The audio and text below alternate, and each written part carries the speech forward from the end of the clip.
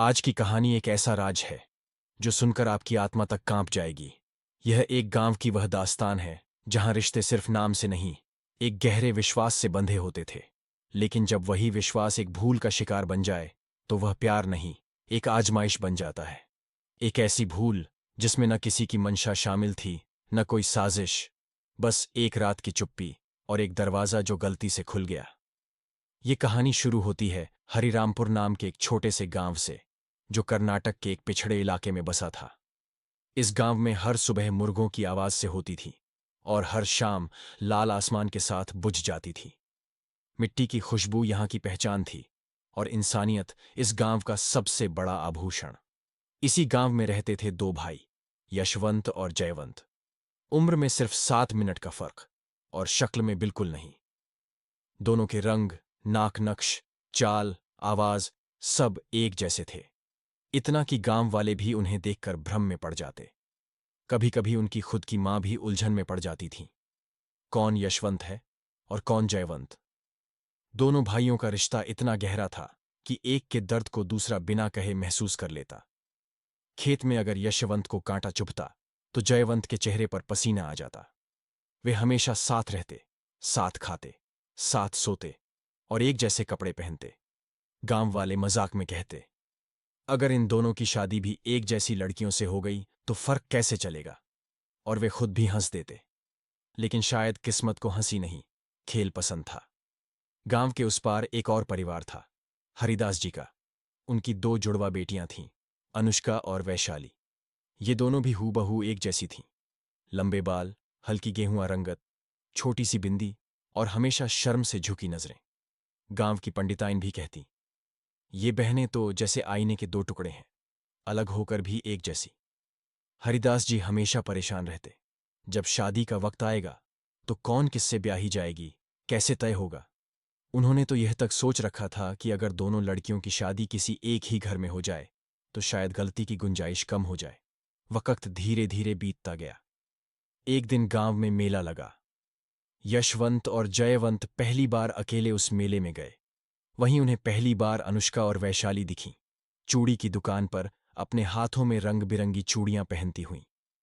जयवंत की नजर वैशाली पर गई और उसके दिल में कुछ धीरे धीरे उतरने लगा।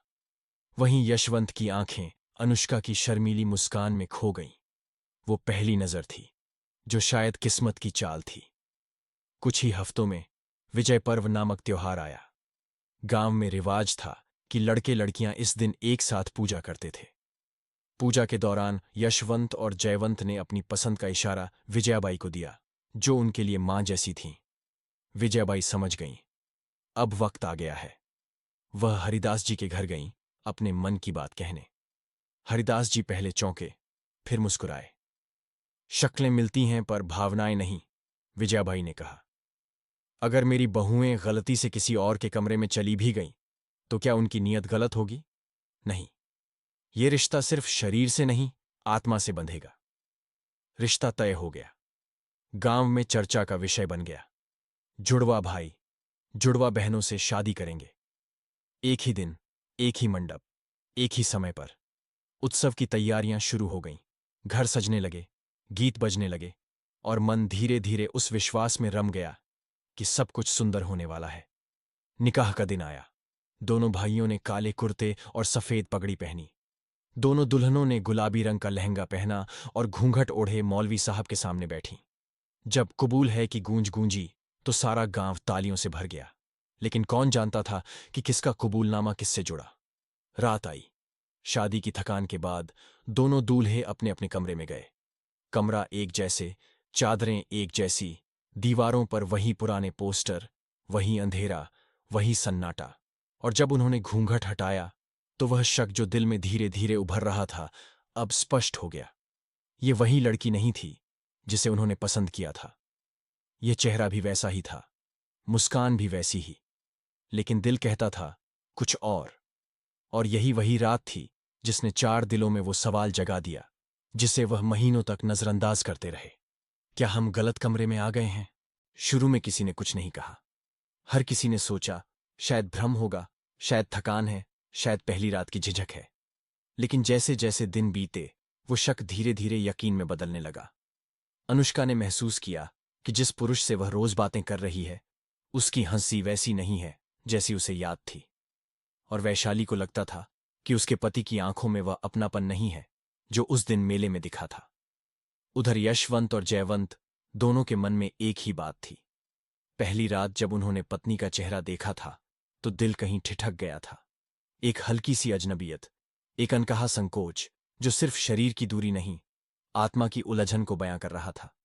मगर कोई कुछ नहीं बोल रहा था, क्योंकि किसी को यकीन नहीं हो रहा था कि शादी की पहली रात ही ऐसा कुछ हो सकता है, वो भी बिना किसी जानबूझी गलती के। रातें बीतती गईं। दिन में सब कुछ सामान्य दिखता था। अनुष्का रसोई में काम करती, वैशाली तुलसी को जल देती, यशवंत खेतों पर जाता और जयवंत मंडी में दुकान संभालता। मगर जब रात आती, कमरे में अजीब सी चुप्पी फैल जाती। एक दिन वैशाली अकेले में रो रही थी और उस वक्त यशवंत कमरे के पास से गुजरा। वह ठिठक गया। आवाज पहचान में नहीं आई। यह तो अनुष्का की नहीं थी। वह आवाज जिसे वह बचपन से जानता था, जो उसे पहली बार मेले में सुनाई दी थी, वो यह नहीं थी। उसी रात जयवंत ने वैशाली से कहा, तुम पहले जैसी क्यों नहीं लगती? वैशाली चौंकी। क्या मतलब? जयवंत रुक गया, फिर कहा, तुम्हारी आंखें मुझे कुछ और याद हैं। शायद मैंने किसी और में उन्हें देखा था। वैशाली का चेहरा पीला पड़ गया। दिल की धड़कनें तेज हो गईं। वह उठकर कमरे से बाहर चली गई। अगली सुबह चारों एक दूसरे से नजरें चुराते रहे। अब शक एक दबी हुई सच्चाई बन चुका था। शाम को जब बारिश आई तो घर की छत से टपकते पानी ने सबको एक ही जगह खड़ा कर दिया। अनुष्का बाल्टी लेने बाहर आई, वहीं जयवंत ने धीरे से कहा, तुम वो नहीं हो ना? अनुष्का कुछ पल चुप रही, फिर सिर झुका लिया। मैं जानती हूं, मैं गलत कमरे में गई थी। इतना सुनना था कि वैशाली जो पीछे खड़ी थी वो भी रो पड़ी। मैं भी जानती हूं, मैं भी किसी और के साथ हूं, और ये गलती मेरी नहीं थी। यशवंत खड़ा रह गया, कुछ बोल न सका। उसकी आंखों में गुस्सा नहीं था, बल्कि एक टूटन थी। चारों एक जगह बैठ गए। पहली बार। सिर्फ 4 कुर्सियां, 4 उलझे हुए दिल और एक गलती, जो अब तक एक रहस्य थी लेकिन अब एक जिम्मेदारी बन चुकी थी। जयवंत बोला, हम क्या करें अब? क्या एक दूसरे से अलग हो जाएं? अनुष्का ने सिर हिलाया। अब जब दुनिया जान चुकी है कि हम शादीशुदा हैं, तो क्या हम उसे तोड़ सकते हैं? क्या हम अपने माता पिता की इज्जत, समाज की सोच, सब कुछ मिटा सकते हैं?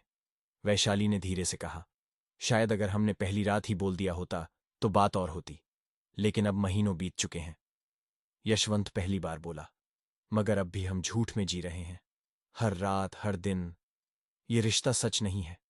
दिल किसी और के लिए धड़कता है, लेकिन साथ किसी और का है। फिर एक लंबी चुप्पी, जैसे कोई भी जवाब नहीं देना चाहता था।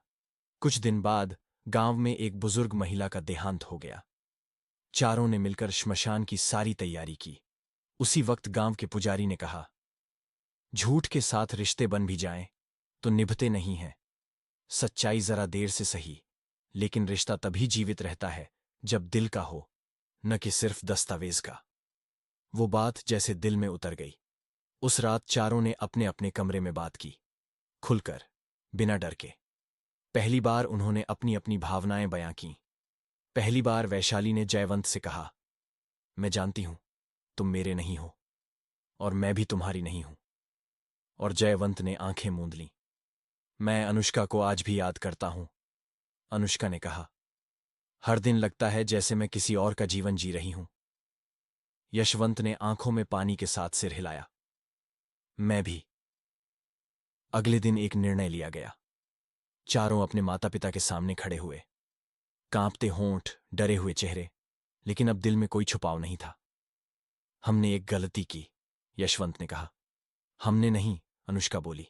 वक़्त ने की, किस्मत ने की। अब हम एक दूसरा निर्णय लेना चाहते हैं। वैशाली की आवाज कांप रही थी, लेकिन उसमें दृढ़ता थी। शुरुआत में बड़ों ने इनकार किया। अब समाज क्या कहेगा? तुम लोगों को हो क्या गया है? इतनी बड़ी बात छिपाई और अब बोल रहे हो? लेकिन फिर जब चारों ने पूरी ईमानदारी से सब समझाया, तब उनकी मां की आंखों से आंसू बहने लगे। अगर तुम सब झूठ के साथ जीते तो वह असली पाप होता। कुछ हफ्तों में गांव में खबर फैल गई। लोग ताने मारने लगे, कुछ हंसे, कुछ चौंके, लेकिन कुछ लोगों ने कहा, कम से कम इन्होंने सच को स्वीकार किया, जबकि दुनिया सारा जीवन झूठ के साथ गुजार देती है। जब सबने मिलकर सच को स्वीकार कर लिया, तब भी वह दर्द नहीं गया जो दिलों में जमा था। एक नई शुरुआत का निर्णय लेना आसान नहीं था। गांव वालों की बातें, रिश्तेदारों की टेढ़ी नजरें और समाज की वो परछाइयां सब चारों को अंदर से डरा रही थीं। लेकिन एक बात थी जो उन्हें मजबूती दे रही थी। अब वो झूठ में नहीं जी रहे थे। फिर एक दिन उन्होंने एक छोटा सा समारोह रखा। कोई शोर शराबा नहीं, न ढोल न बैंड, बस 4 लोग, 2 पुजारी और कुछ चुप गवाह। अनुष्का और जयवंत ने एक बार फिर अग्नि के साथ फेरे लिए, और इस बार जब उन्होंने एक दूसरे की आंखों में देखा तो कोई भ्रम नहीं था, कोई शक नहीं था, बस अपनापन था। वैशाली और यशवंत ने भी अग्नि के चारों ओर हाथ पकड़ा, और ये पकड़ पहली बार आत्मा से थी, सिर्फ शरीर से नहीं। गांव में कई लोग आए देखने, कुछ आलोचना करने, कुछ सिर्फ तमाशा देखने। लेकिन जब उन्होंने चारों के चेहरों पर वो शांति देखी जो शायद पहले कभी नहीं थी, तब कई आंखें झुक गईं। एक बुजुर्ग ने कहा, गलती करना पाप नहीं होता, उसे छिपाना होता है। और इन बच्चों ने हिम्मत दिखाई है। नए रिश्तों की शुरुआत हुई। घर का माहौल फिर से बदला, लेकिन इस बार उसमें झूठ की परतें नहीं थीं। अब जब अनुष्का रसोई में जाती तो उसके होंठों पर सच्चा गीत होता। जयवंत जब दुकान से लौटता तो उसकी जेब में पैसे नहीं, बल्कि सुकून होता। वैशाली जब तुलसी को जल देती तो उसके हाथ कांपते नहीं थे, और यशवंत जब खेतों में जाता तो फसल की तरह उसकी आत्मा भी खिली रहती। समय के साथ लोग भूलने लगे कि क्या हुआ था। उन्होंने देखा, इन चारों के बीच अब लड़ाइयां नहीं, हंसी होती थी। उनकी आंखों में अब छुपाव नहीं, चमक होती थी। उनका साथ अब एक बोझ नहीं, एक वरदान बन चुका था। लेकिन कहानी यहां खत्म नहीं होती। एक दिन गांव में एक नवविवाहित जोड़ा आया, कुछ परेशान, कुछ उलझन में। उन्होंने इन चारों से मिलने की इच्छा जताई। बैठक में वो युवती रो पड़ी। शादी के बाद से ऐसा लग रहा है जैसे मैं किसी और के साथ हूं। मेरे पति की आंखें किसी और को खोजती हैं। लड़के ने भी सिर झुका लिया। हम दोनों ने कुछ भी गलत नहीं किया, लेकिन कुछ तो है जो टूटा हुआ सा लगता है। चारों ने उन्हें चुपचाप सुना। फिर वैशाली ने लड़की का हाथ पकड़ा। हम भी इसी राह से गुजरे हैं, और हम समझते हैं तुम्हारा दर्द। फिर उन्होंने पूरी कहानी सुनाई, बिना किसी शर्म, बिना किसी झिझक। नवविवाहित जोड़ा कुछ देर चुप रहा, फिर पहली बार मुस्कुराया। शायद पहली बार उन्हें लगा कि वो अकेले नहीं हैं। शायद यही सबसे बड़ा सबक था कि जब कोई अपने सच को स्वीकार कर ले तो वो दूसरों के झूठ को भी उजागर कर देता है। अब इस गांव में कोई और गलती हो तो लोग डरते नहीं, बात करते हैं। अगर कोई उलझन में हो तो छुपते नहीं, मदद मांगते हैं। चारों अब सिर्फ पति पत्नी नहीं, मिसाल बन चुके हैं। एक ऐसी मिसाल जो बताती है कि प्यार का मतलब सिर्फ एक शरीर से जुड़ना नहीं, बल्कि आत्मा को समझना है। आज जब यशवंत खेतों से लौटता है, वैशाली दरवाजे पर इंतजार करती है। जब जयवंत दुकान बंद करता है, अनुष्का के हाथ में चाय का प्याला होता है। चारों शाम को एक साथ बैठते हैं, बातें करते हैं, हंसते हैं, और कभी कभी बीते दिनों को याद कर बस एक ही बात कहते हैं। कभी कभी एक रात की गलती पूरी जिंदगी को बदल देती है, लेकिन अगर दिल साफ हो तो वही गलती रास्ता भी बन सकती है, अंतिम संदेश। गलत फहमियों का सामना धैर्य और विश्वास के साथ करें, रिश्तों की कद्र करें और दिलों में शक और दूरी ना आने दें। ईश्वर की दया पर भरोसा रखें, क्योंकि वही दिलों को शांति और जीवन को खुशियां देता है। अगर आपको यह कहानी पसंद आई हो तो हमारे चैनल को सब्सक्राइब करें और बेल आइकन दबाना ना भूलें, ताकि आपको हर नई वीडियो की सूचना तुरंत मिल सके। आपका समर्थन हमारे लिए बहुत मायने रखता है।